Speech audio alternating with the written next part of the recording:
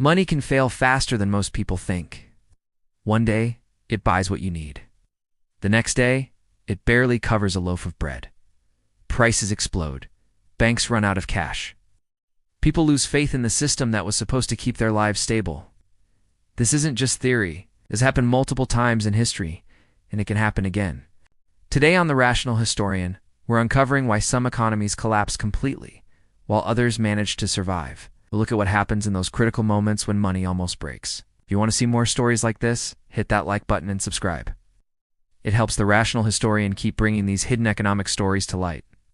Take Germany after World War I. The country faced crushing reparations and an economy that was already strained. The government printed money to pay debts. At first, it seemed harmless. But soon, a loaf of bread cost hundreds of marks. Families carried wheelbarrows of cash just to shop. Shops closed. Businesses failed. Society trembled under the weight of uncertainty. Yet Germany rebuilt. It stabilized, recovered, became an economic powerhouse again within decades. Now look at Zimbabwe in the late 2000s. Inflation went beyond imagination, doubling almost daily. Savings became worthless. Wages couldn't keep up.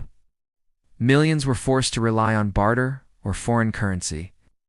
Here, trust in the system completely vanished. The result? Collapsed economy and a population struggling to survive. So what's the difference between collapse and recovery? It isn't only numbers on a ledger. It's about strong institutions, trustworthy leadership, and social cohesion. Countries with these survive shocks. Countries without them crumble. Even today, we see warnings. Nations running massive debts. Central banks printing unprecedented amounts of money. Political systems under pressure. Understanding how money can almost break isn't just history. It's a guide to recognizing risk before it's too late. One of the most important lessons from history is that money isn't just currency, it's confidence. When that confidence disappears, chaos follows quickly. People stop trusting banks, governments, and even their neighbors. Trade slows down. Businesses fail. Jobs vanish. What may have started as a financial problem becomes a social crisis. In the Roman Empire, by the 3rd century, the empire's coins were losing value rapidly. The silver content of circulation coins dropped dramatically as emperors debased the currency to fund armies and administration. The government kept minting more, but each coin contained less precious metal than the last. Prices soared. Citizens began hoarding goods instead of spending money. Merchants demanded more coins for the same products. Inflation spiraled. In some regions, basic staples became difficult for ordinary people to afford. Yet despite these problems, parts of the empire survived for centuries because local markets, military strength, and administrative systems still provided some stability. Now contrast that with Hungary after World War II. In 1946, the Hungarian peng became almost worthless. At its peak, the currency's denominations ballooned into numbers so large they were almost unusable. People needed wheelbarrows full of banknotes just to buy basic food. Trust in money was gone. Savings disappeared. The government eventually introduced a new currency to stabilize the situation. But not before millions had suffered severe economic hardship. Here, weak institutions and political instability made recovery far harder.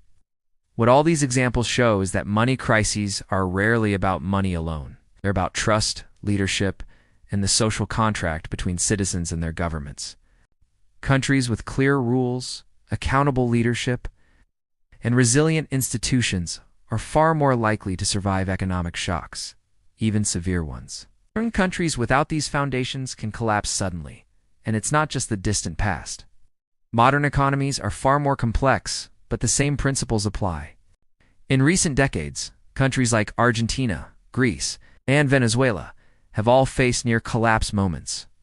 Massive debt, mismanaged fiscal policies, and eroded trust in governments created conditions where ordinary people felt the system had failed them. And when trust erodes, the consequences ripple far beyond numbers on a balance sheet. Everyday life is impacted, from buying groceries to keeping a job. Understanding these dynamics is exactly why the Rational Historian exists.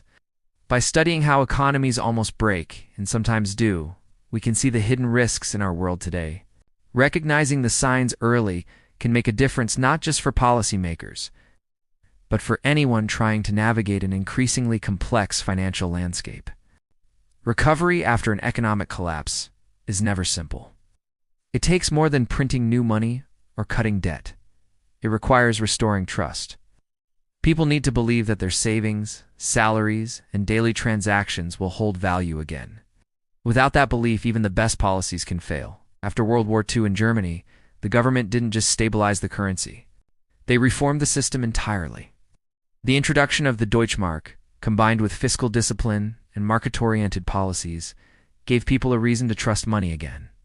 Shops reopened. Wages became reliable. Life slowly returned to normal.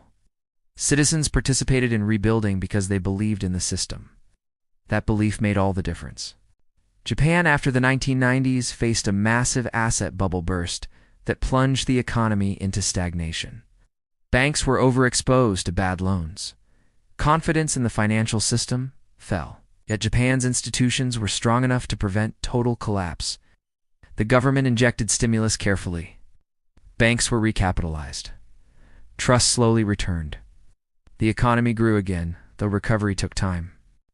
The key takeaway is that people's behavior shapes economic outcomes as much as policy does. Panic spreads faster than money.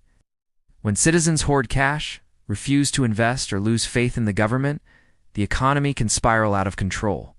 But when trust is rebuilt, even severely damaged economies can recover. Even today, modern nations face these hidden pressures. Countries running high debt, relying on central bank interventions, or experiencing political instability are vulnerable to sudden loss of confidence. History shows it isn't always the largest economy or the most resources that prevent collapse. It's the ability to maintain trust, communicate stability, and act decisively when people start to doubt the system. This is why understanding economic collapse isn't just academic. It's about seeing warning signs before they spiral. On The Rational Historian, we explore these stories because they teach us how fragile our systems really are. They show what can be done when money teeters on the edge. By studying the past, we can better understand the present and maybe even prepare for the future. Today, the world is more connected than ever. Economic shocks can spread faster than anyone expects. A banking crisis in one country can ripple across continents. Currency instability in one region can affect global trade. And yet, the lessons from history remain clear. It's not just money, debt, or inflation that matters. It's trust, institutions, and leadership. In the 2008 global financial crisis, millions of people saw their savings vanish. Homes were foreclosed, pensions threatened. Banks seemed too big to fail, yet they almost did. Governments intervened. Central banks acted. Trust slowly returned. But that recovery only happened because policies were decisive and institutions held firm. Countries without strong frameworks might not have survived such a shock. Every decision matters. Printing money, passing fiscal reforms, they all affect the delicate balance of trust in an economy. Citizens, businesses, and governments all play a part. When trust is lost, money loses meaning. When trust is rebuilt, economies can recover, innovate, and grow stronger than before. The Rational Historian brings these stories to light. They aren't just about numbers. They're about people, choices, and the fragile systems that underpin our lives. By learning from history, we can spot risks before they become crises. We can understand why some countries survive near collapse while others don't. If you found this video insightful, take a moment to comment below. Have you ever seen signs of economic instability in your own country? Share this video with friends who care about understanding money, history, and the hidden forces shaping our world. Every like, share, and comment helps the Rational Historian continue exploring these vital stories. It keeps you informed about the forces that affect all of us. In the end, money is more than currency. It's trust. It's belief. It's the invisible thread that ties society together. When that thread is stretched too thin, the results can be dramatic. But history shows that with strong institutions, decisive leadership, and public confidence, even near-collapse economies can recover and thrive once more. The story of money, collapse, and survival is ongoing. Understanding it is more important now than ever.